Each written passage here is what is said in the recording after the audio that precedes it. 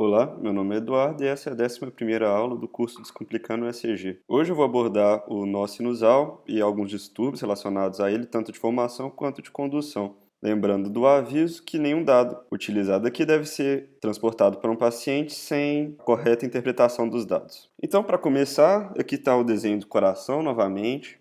Nós vemos aqui representado o nó sinoatrial, as câmaras superiores, os átrios e os ventrículos. Já vimos que o normal é os impulsos virem do nó sinoatrial, que é localizado na junção das veias cavas aproximadamente, e ele que vai despolarizar os dois átrios, e depois essa despolarização vai seguir em direção aos ventrículos, despolarizando-os. Vimos também que se o nó sinoatrial não estiver funcionante, outra área do átrio pode substituir seus impulsos, e a repercussão que vai ter nisso vai ser uma onda P de morfologia diferente, mas como os impulsos vão seguir pelo nó atrioventricular para despolarizar o ventrículo normalmente, o QRS vai permanecer o mesmo.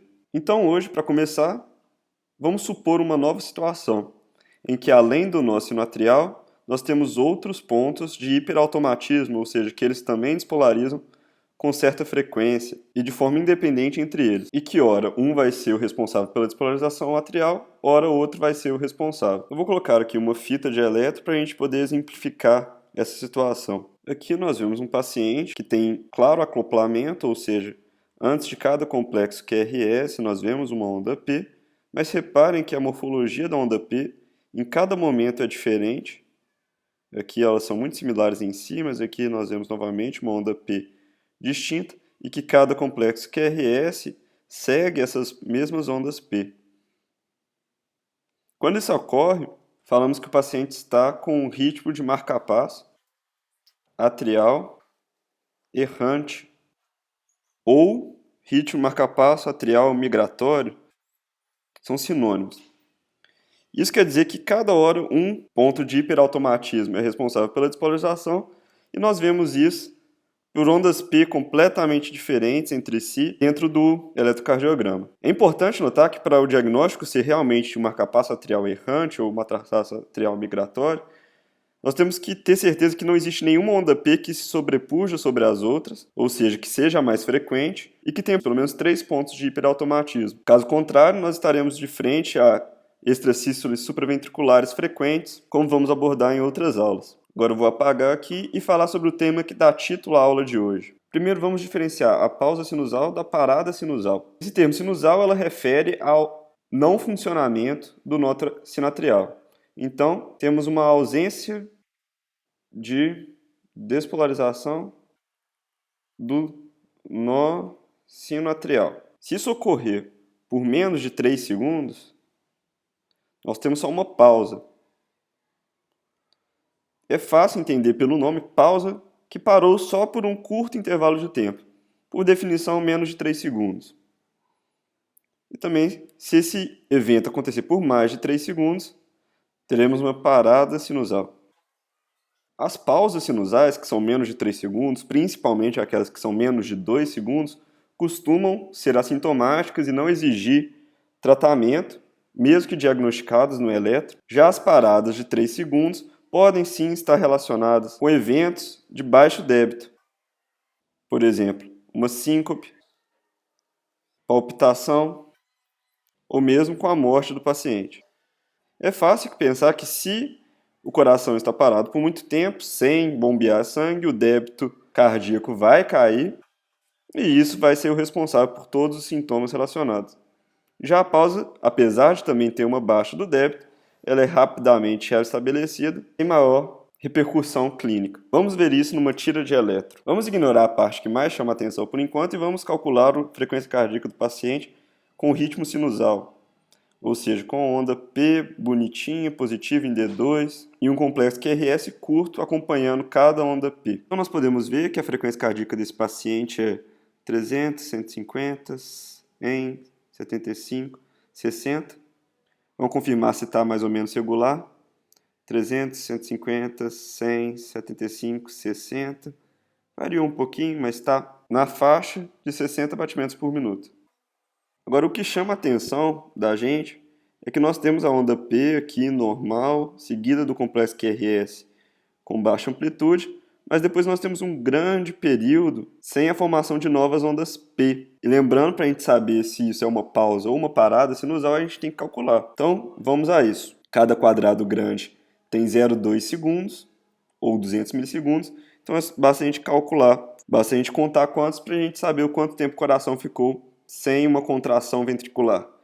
Então, 0,2, 0,4, 0,6, 0,8, 1 segundo aqui, 0,2, 0,4, 0,6, 0,8, 2 segundos aqui, 0,2, 0,4, 0,6.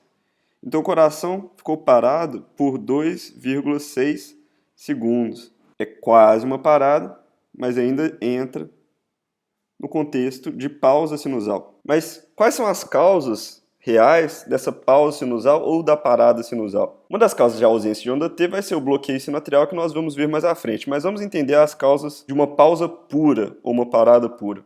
Então, as causas pode ser simplesmente um achado fortuito, ou seja, o paciente é completamente saudável e a gente simplesmente achou, por sorte, essa pausa ou parada, sendo que é muito mais comum um paciente saudável simplesmente uma pausa, um eletrocardiograma feito por um motivo ou outro qualquer. Esse paciente, muito provavelmente, não vai precisar de nenhuma conduta adicional e está muito relacionado com a vagotonia, ou seja, com o parasimpático do paciente. Uma causa mais comum na clínica médica, em pacientes que chegam sintomáticos e nós acreditamos que a causa do sintoma deles seja de origem cardíaca, seria o uso de drogas.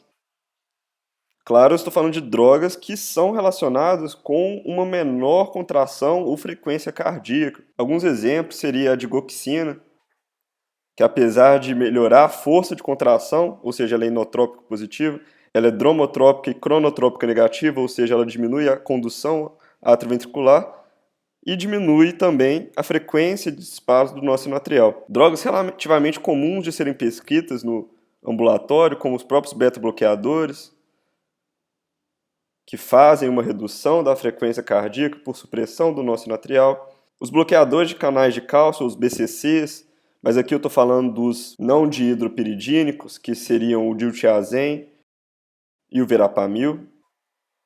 No caso do uso das drogas, a conduta é bem intuitiva, seria simplesmente a suspensão, caso possível, dessas drogas ou a sua troca por outras menos deletérias para esse fim, mas também existem causas que, pelo menos a curto prazo, são irreversíveis. Por exemplo, o infarto agudo do miocárdio, principalmente aquele que pega a coronária direita, que irriga o nó sinoatrial, pode levar a uma pausa ou uma parada sinusal importante. E nós sabemos que esse efeito gerado pelo IAM pode ser tanto temporário quanto permanente. E nesses casos, muitas vezes é recomendado o uso de um marcapasso externo para a estabilização do paciente, caso ele esteja desestabilizado pela bradicardia relacionada com a pausa ou parada sinusal, no caso, até que ele restabeleça ou não a função do nó sinoatrial. Se ele restabelecer, basta retirar esse marcapasso temporário, senão ele já sairia da unidade de terapia intensiva com esse marcapasso implantado. Se tivermos uma outra causa, que não sabemos exatamente qual é, a conduta seria visando a estabilização do paciente, que muitas vezes vai precisar do marcapasso permanente nos casos de parada sinusal, ou seja, na falta completa do impulso, ou no caso de pausas frequentes, sintomáticas, ou seja, o paciente na verdade tem uma bradicardia importante, mas apresenta com ondas P esporádicas, pode-se tentar o uso de drogas que estimulam o nó sinoatrial, como a atropina. Obrigado pela atenção e até a segunda parte desse vídeo, que vai ser sobre bloqueio sinoatrial.